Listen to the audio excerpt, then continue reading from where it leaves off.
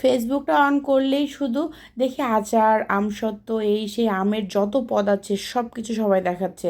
আর আমি বেচারি পড়ে আছি শাক পাতা নিয়ে। কারণ আমার এগুলোই শর্টকাটে হয় ভাই, বাচ্চা কাচ্চা নিয়ে এই মানে এগুলো হচ্ছে শৌখিন রান্না, এগুলো করার আমার সময় হয় না। মানে আমি কোনোভাবে এগুলো করতেই চাই না, আমি এগুলো ধারে কাছে যেতে চাই না। কিন্তু আমার ঘরে যে মেয়ে আছে দুটো, এরা প্রায় সময় আমাকে বলে ঝাল খাবো, আচার খাবো। মেয়ে দুটো, আমি তো এত টক খাই না, মানে টক আমার মোটেও পছন্দ না। মেয়ে দুটো যে কিভাবে শিখলো আমি তো নিজেই জানি না।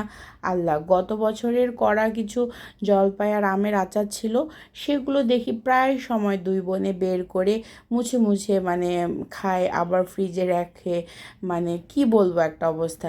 তো আর এদিকে আবার ফেসবুক ওপেন করলেও দেখা যায় আল্লাহ আপুরা কি সুন্দর করে আমসত্ত্ব বানায়, আচার বানায়, ঝুরা আচার, বার্মিজ আচার, কত কি আচার। এই যে এই আচারটা দেখছেন, এই আচারটা কিন্তু শেয়ার করছি আমি, কিন্তু এই যে এই কুচি আচারটা আর কি আপনাদের সামনে শেয়ার করছি।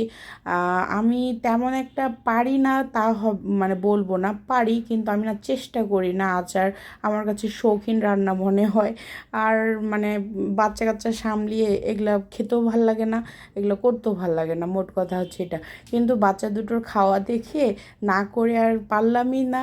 তো এই আর কি, বকবক তো করেই যাচ্ছি, করতে করতেই দেখি আচার বানানো শেষ।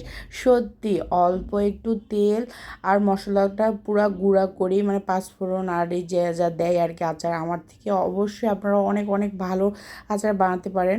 তবে এত মজা হয়েছিল, হালকা একটু মিষ্টি, হালকা মানে টক ঝাল সব কিছু মিলিয়ে। তেলও অল্প দিয়েছি, একেবারে বেশি তেল উফ ভাল লাগে না। অনেকে আছে তেলটাই শুধু খায় মুড়ি টুড়ি দিয়ে। হ্যাঁ খায়, ওটা টক আচারটার খায়, আমি সেটা করি না। তো এই আর কি, আচার শেষ।